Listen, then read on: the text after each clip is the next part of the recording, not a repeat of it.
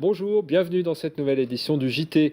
Ce jeudi, Brest accueille ses étudiants avec la Déambule, un moment festif et artistique. Jean-Claude Lardic, maire adjoint en charge de l'animation, nous en dit plus dans un instant, mais auparavant, un point sur l'actualité de ce mercredi 5 octobre 2011 dans le Finistère. Et on commence par un record, moins de 30 minutes pour écouler les 4000 places ce mercredi matin. 4000 places pour la soirée de l'élection de Miss France 2012, une soirée télévisée en public programmée le 3 décembre au parc de Paimpfeld. 33 jeunes femmes se disputeront le titre détenu depuis un an par la brestoise Laurie Tillman. Le conflit se poursuit au CMB. Ce mercredi, 800 salariés étaient encore réunis devant le siège de la banque au Relecq-Quéruon. Pour l'instant, pas d'accord salarial en vue entre la direction et les grévistes. Le point sur les revendications avec Romain Gergaud, représentant de la CFDT, au micro de Christophe Boucher. Donc clairement, nous, ce qu'on veut, c'est des augmentations pérennes pour tous. Alors après, le niveau, on peut discuter, on peut négocier. Là-dessus, on est complètement ouvert. Mais même ça, rien que ça, la direction ne veut rien savoir. L'évolution principale par rapport à notre revendication initiale, donc, qui était donc de 60 points uniformément pour tous. Donc uniformément, la direction n'en veut pas, on souhaite. Eh bien, dans ce cas-là, on propose donc l'attribution de points de manière dégressive en fonction des revenus. Donc on aiderait plus de points pour les plus bas revenus d'entreprise et un petit peu moins pour les revenus un peu plus hauts. Et par rapport à notre proposition initiale, ça fait déjà un effort de 25%. Voilà.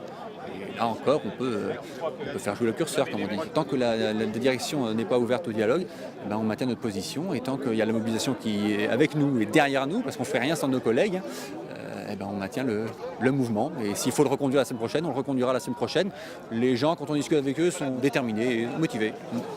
Social encore avec ce jeudi, les retraités qui sont appelés à manifester pour le maintien de leur pouvoir d'achat. Avec parfois de petites retraites, les seniors doivent souvent maîtriser leurs dépenses. Exemple avec cet artisan que nous avons rencontré à Port-Salle. Le sucre, 0,90 des 600 grammes. Si Jean note scrupuleusement les prix depuis des années, c'est par réflexe professionnel. Cet ancien artisan pâtissier suit les prix à la loupe et son constat est sans appel. J'ose même plus dire qu'il y a une augmentation extrêmement forte. Et pour voir, direction la boulangerie à quelques kilomètres de là, en voiture. Elle est de 91, je crois. Et c'est un cadeau de mon beau-fils. Un bon coup de pouce? Ah oui. Une voiture, c'est quand même un sacré budget quand il faut l'acheter.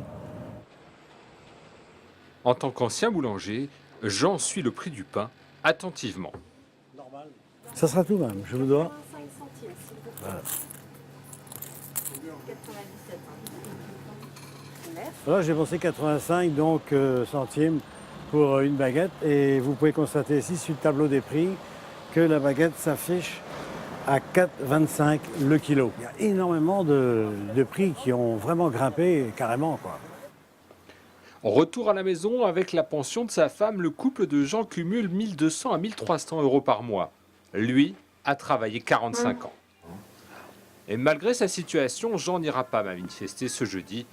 Il explique pourquoi. J'ai 74 ans aujourd'hui. Quand on pense que finalement le système de retraite date depuis la fin de la dernière guerre, il faut savoir qu'il y a énormément de choses qui auraient pu être faites et qui n'ont pas été faites par les gouvernants successifs qu'on a pu avoir, comme par les syndicats qui n'ont jamais poussé à la roue pour que certaines professions soient valorisées.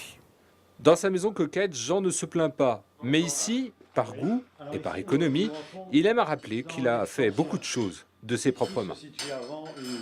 Dans le Finistère, 2 rassemblements sont prévus justement pour les retraités ce jeudi à 10h à Brest et Quimper. Elles sont 3, elles sont finistériennes et elles espèrent bien décrocher leur ticket pour les JO de 2012 à Londres. Ces jeunes filles appartiennent à l'équipe de France militaire de voile et elles sont actuellement à l'entraînement en rade de Brest. Pauline Ferco a suivi leur entraînement sur l'eau. Les Jeux Olympiques, c'est l'année prochaine, mais pour Alice, Anne-Claire et Myrtille, tout se joue dès maintenant. Leur discipline, le match race. Des parcours à la voile à 1 contre 1, entre 2 bouées. Chaque manche dure une vingtaine de minutes. pas le temps de rêvasser et c'est bien ça qui leur plaît. C'est une discipline très intense, en plus le bateau est très réactif, donc ce qui a fait qu'il y a beaucoup de situations et beaucoup de manœuvres sur nos bords de près qui font 5 minutes, on peut aller jusqu'à faire 20 virements de bord par exemple.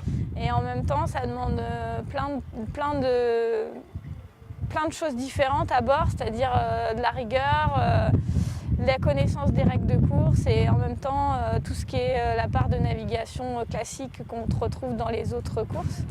Cette discipline version féminine sera pour la première fois présente au JO. Alors pour les 3 finistériennes, l'objectif est clair, se sélectionner. Aujourd'hui, il ne reste plus que 2 équipages qui sont sélectionnables pour les Jeux. Donc un autre équipage français et nous. Et la sélection finale se jouera à Perth. Lorsqu'elle ne donne pas de cours de voile pour l'armée, Anne-Claire, Myrtille et Alice s'entraînent 5 jours sur 7 au pôle France Match Racing de Pornichet. Cette semaine passée à tirer des bords dans la rade de Brest était finalement un petit retour aux sources avant les compétitions internationales. Accompagner les étudiants dans la fête, c'est la mission de la Déambule, une soirée d'animation, de découverte musicale et théâtrale pour faire la fête autrement. Jean-Claude Lardic, bonjour. Bonjour. Vous êtes adjoint au maire en charge de l'animation à Brest. La Déambule a lieu donc ce jeudi soir à Brest. C'est la 3e édition et la Déambule est présentée comme un dispositif d'accueil des étudiants. Alors moi, j'ai fini mes études. Est-ce que je peux assister à la Déambule ? Oui, justement, tout à fait. Le principe, c'est accueil, mais si on veut accueillir, il faut qu'on soit là aussi. On n'invite pas et puis on s'absente. Donc il faut vraiment que les Brestois soient là pour accueillir les étudiants et profiter du beau programme qui leur est concocté pour demain soir. C'est ça le principe de la Déambule, créer la rencontre des étudiants et des Brestois, mais aussi la rencontre des étudiants avec les différentes ressources artistiques de la ville. Voilà, c'est ça. C'est montrer la ville sous un jour décalé, la faire découvrir cette ville, accueillir par nos étudiants et puis en donner une autre image. Voilà, je crois que les précédentes éditions ont montré qu'on pouvait faire des choses bien avec toutes les ressources qu'on peut avoir dans la ville. Voilà, donc tous les établissements, le Quartz, la Carène, le Fourneau, tout le monde s'y met, les associations, il y a Iroanacé, il y a même Vers le Jardin qui distribuera de la soupe. De la soupe. Où ont lieu les animations Alors les animations pour cette édition, on essaye d'un peu de faire évoluer tous les ans, on ne veut pas rester au même endroit, donc cette année c'est sur un nouvel espace public qui nous arrive, c'est déjà toute la rue de Siam. Voilà, avec quelques petites incartades sur les côtés de cette rue, Square L'Herminier et Place Wilson. Et puis il y aura la possibilité justement de découvrir ce nouvel espace en bas de la rue de Siam avec une proposition particulière, musicale. Une proposition particulière faite de musique classique et de musique actuelle, techno. Voilà, avec un orchestre de Saint-Renan et puis avec des DJ. Alors, que nous réserve d'autres cette programmation de la 3e Déambule? Il y a aussi, vous l'évoquiez, de la danse, du théâtre. Il y aurait tellement à en dire que je crois que le mieux c'est d'inviter tout le monde à venir demain soir. L'esprit général de cette programmation. L'esprit général, vous verrez une rue de Siam très très active, avec même des hommes d'affaires qui déambuleront, avec voilà. Et vous verrez aussi la rue de Siam nouvelle, transformée sous l'image d'archives en vieille rue de Siam. Parce que toute la soirée, il y aura projection de films d'archives par la Cinémathèque. C'est important de présenter l'historique de la ville aussi à des jeunes qui peut-être arrivent d'autres régions. Oui, je pense qu'aujourd'hui, la ville tourne une page de son histoire, je trouve, avec cette reconstruction, une nouvelle construction de la ville. Et c'est bien aussi de rappeler que cette ville a une histoire, et parfois une belle histoire, pour tout ce qui a pu s'y passer, au-delà de la question de sa destruction. Mais avant, il y a quand même il y a de belles choses à raconter. On va faire un petit peu d'autopromo aussi. TBO sera présente à la Déambule avec ce jeu de ce quiz musical. Donc tu connais la chanson.